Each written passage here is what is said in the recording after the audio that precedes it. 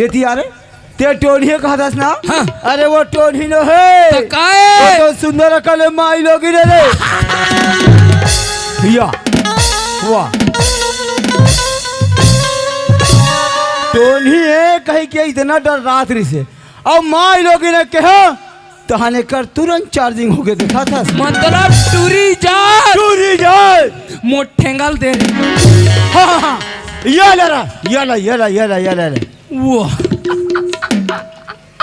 ये दारी कैसे कोकड़ा चोंच के धरा देस रे मोर वाले रे मतलब ये नहीं जमे ऐसे हाँ तोर वाले हाँ ये ले भाई तोर वाले ये ले